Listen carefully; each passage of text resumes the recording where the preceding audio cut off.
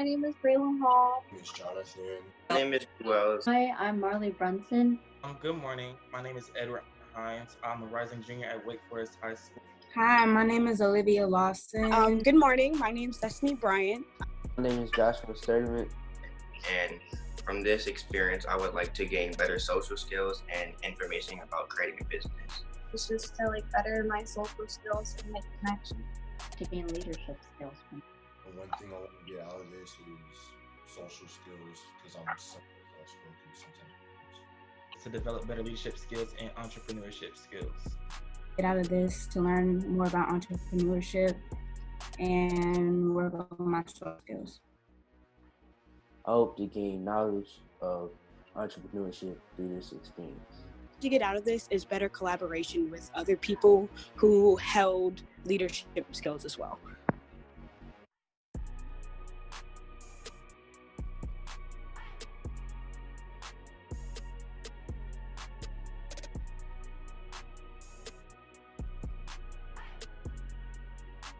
And by the way, I'm Bill Picard, and one unique thing about me is that I am not an A or B student.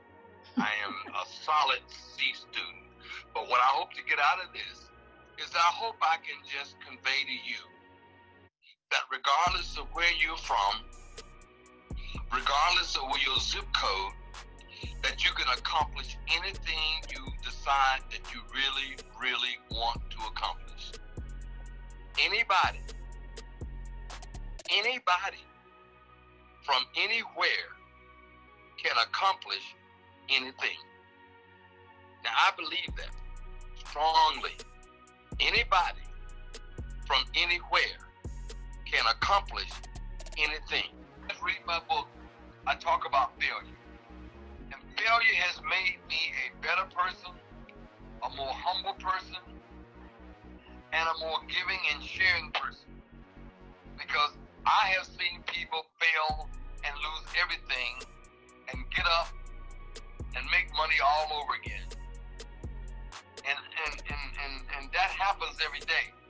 But I want you to understand that failure is a natural part of life. It is a natural part of the business journey. But do not let it deter you from getting up and getting in the game again. I believe unequivocally that if God can bring you to it, He can take you through it. He has logged on. And so as I shared with you earlier, Dr. McCoy is the Director of Entrepreneurship for the North Carolina Central University School of Business. As Ms. Williams said, my task here is to kind of welcome you all into this by giving you some context to where we are today. This theme of the Academy has been around this idea, we're set up around this idea that, we have some tremendous challenges in this world, and that those challenges need to be faced head on. And, who better to face those challenges than our young people, you all. So you are the selected, chosen ones to a certain extent, right? And the hope is that, I can offer some thoughts or some food for thought as you think about this, the work that you want to do this next week, as you think about what you want to do after this week. All right, so the perspectives on putting current events in context. We all have been sitting home watching what's been going on for the last, and everything from going from the COVID-19 crisis to the issues with George Floyd and Breonna Taylor and Omar, and just kind of an ongoing, folks going into the streets. I don't know how many of you all went out into the streets as well. But I want to have this particular conversation and put it in some context, this idea of In Search for Wakanda. I have a question. Well, I have two. The first question, I know that police brutality is generally something that can affect a lot of different communities, but when you think of the issue, you primarily think of how it affects Black communities. So my question would be, why would you, as someone who is not a person of color, what inspired you to get involved in something that didn't necessarily affect your community as bad, when I moved to North Carolina, my high school almost tripled in size and was a lot more diverse. And one of like the first people who befriended me, which to be honest, I didn't have a lot of friends at the second high school, was a guy named Stan Wilson, who was unfortunately killed by police like 7 years after we graduated high school. Like, you have to understand your own values, and like, maybe you're too young for that yet, or maybe you're figuring that out. I don't really know, but once you figure that out, then it's really easy to figure out who's on your side and who's not. And I think companies, so let me just segue, I think companies are similar. So these are the 5 questions that you should consider. So work backwards from, like, if you had all the resources in the world and you could do whatever you want, what would the answer to these questions look like? Vision building, or your vision board, is that you now have a roadmap and you filter all of your decisions going forward through your vision board.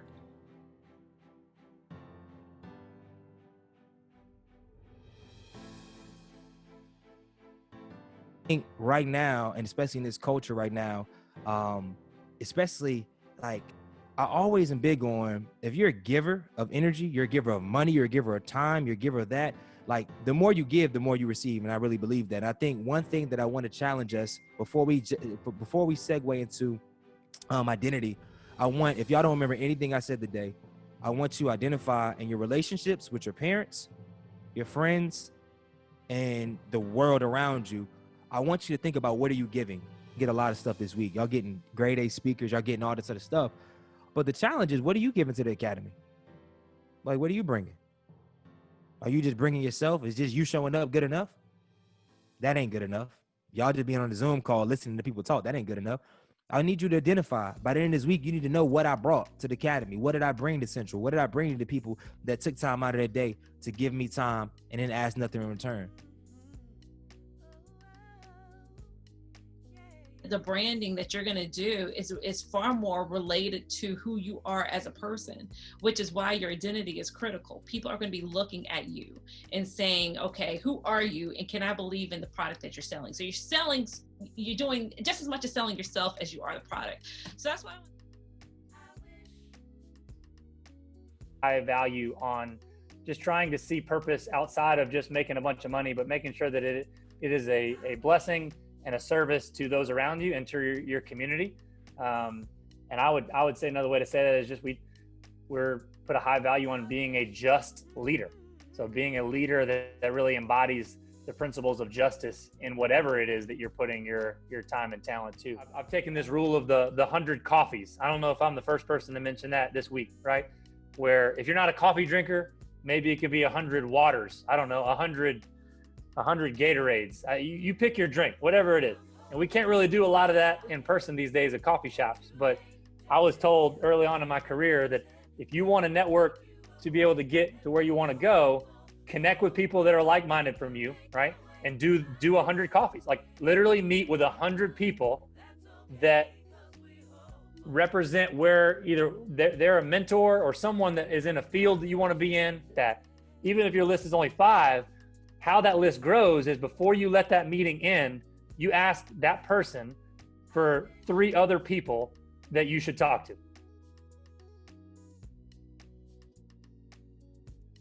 So I want to start off with a quote, and I want you to be thinking about this quote. Desmond Tutu said, "Don't raise your voice, improve your argument." Describing the problem you want to solve, the type of people who have the problem, how are they currently solving the problem, your proposed solution, etc. All of these different things, all of these different questions. There has to be funding for it, and you have to let people know about your solution. So there's marketing involved or networking in some way.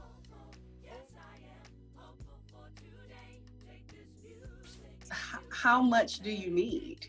I get a lot of clients who come in with several different concepts and ideas. And the first thing I ask is, well, how much do you need? And what are you going to use it for? So whatever funding source you decide to use, those are going to be important questions that they're going to ask you. How much money do you need? And what exactly are you going to use it for?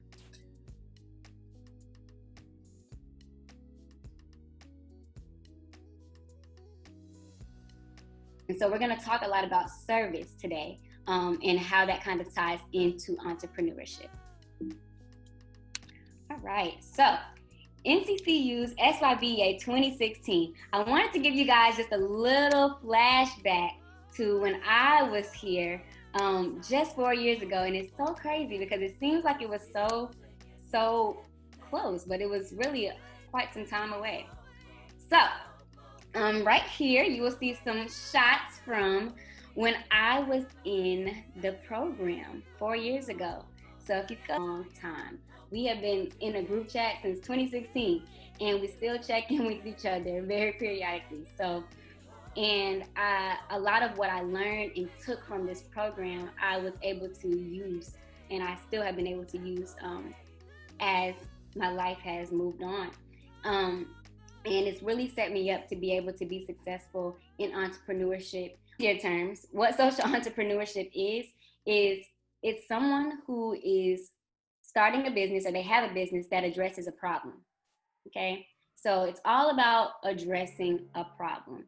Excited to connect with all of you guys. I have my social medias up here for just a couple seconds. You guys definitely connect with me, and I would be sure to follow you back. Shoot me a DM anytime, and I will be open to helping you do whatever it is that you need to do so that you can. I am a social entrepreneur. Like most, I became an entrepreneur by simply wanting to fix a problem. Entrepreneurship at its core is that. Is you have a desire to fix a problem and you design a solution. It doesn't matter what it is. If you're a social entrepreneur, if you're creating an application, if you're doing something very technical and innovative in that space, or if you are an artist or whatever the case may be, if you're a painter and you see that there's a blank canvas and you feel like that it could be beautified by your particular design, you saw a problem and you create a solution. Social entrepreneurship, whatever the case may be, you got to be flexible, right? And so here we are now again, doing really good things, trying to impact community. We're just really passionate about it. And so I think what's important to learn throughout all of these things is, one, be flexible, allow yourself to pivot, find your true passion, listen to the voices of people around you. Don't be scared to try new things. And that's a lot of the value that we create at American Underground is kind of aggregating and putting together all these different entrepreneurs. So at present, we number about 250 different startup companies.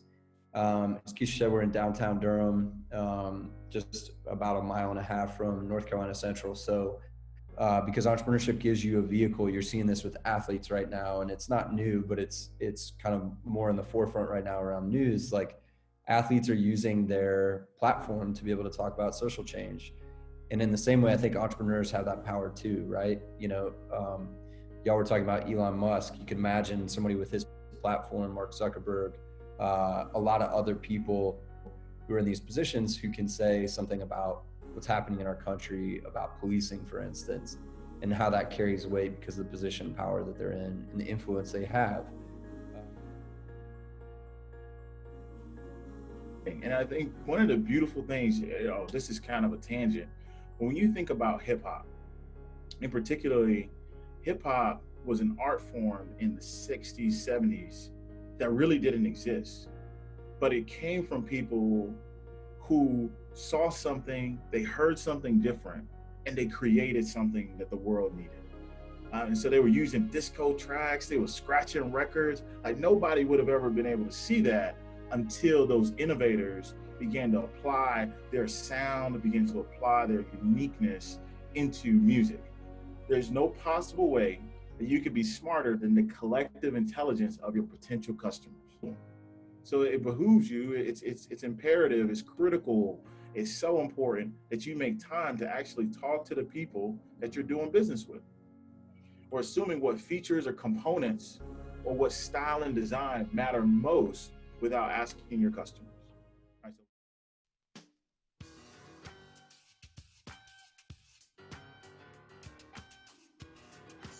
So it's the art of creating a performance without a script.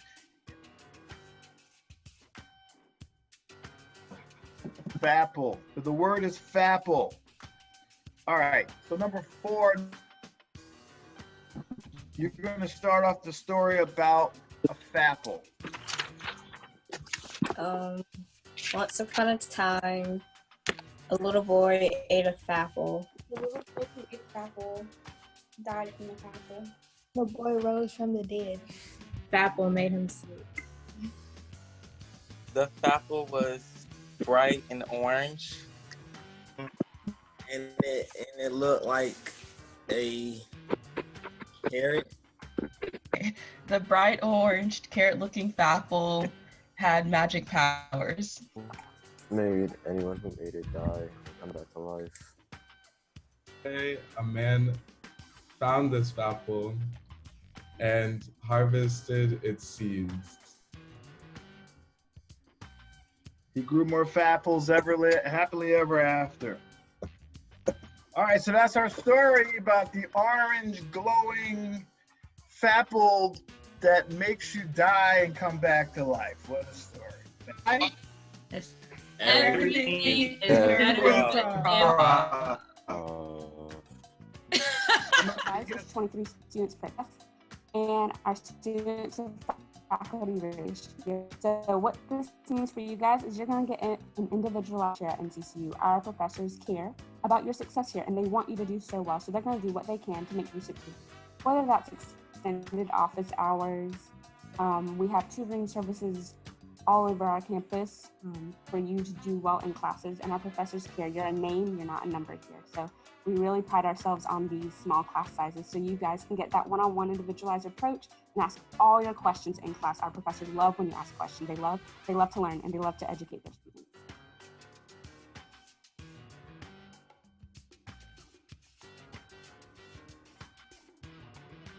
Wanted to kind of touch on how social media, affects your mental, how it affects your emotional, how it affects your influence when you're on social media.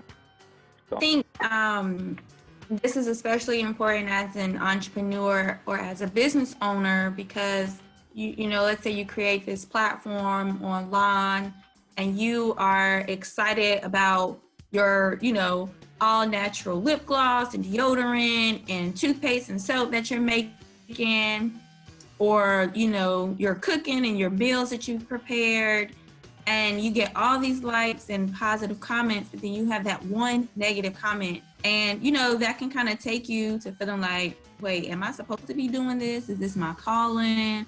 Maybe I should do something else. And so it can definitely be a trigger. But as an entrepreneur or a business owner, how do you think that you can navigate through that? How do you think that you can still remain confident in your product even when you may get one or two, negative comments? You have dividends from it. Some companies do dividends, not all companies do. But if you buy a share of stock, which is ownership of that company, then you receive a quarterly dividend. Sometimes dividends are not very high. We could be talking about like 25 cents a share. However, 25 cents a share quarterly, if I have one share of stock, 25 cents times 4 quarters is $1. So I would basically make $1 off of one share of stock for one company, and I haven't even done anything. I just own the stock, so I get paid every quarter. Okay. Same thing with Apple. If you invested 10K, it'd be worth 2.9 million today. And in 1990, if you would have invested in Microsoft 10K, you would have been worth about 3.3 million for that 10K that you invested in. So again, it takes time. When you get into the stock market, just leave it there and just watch it grow. Try to stay out of like the buying and selling unless you're super, super into just watching the market. But some people.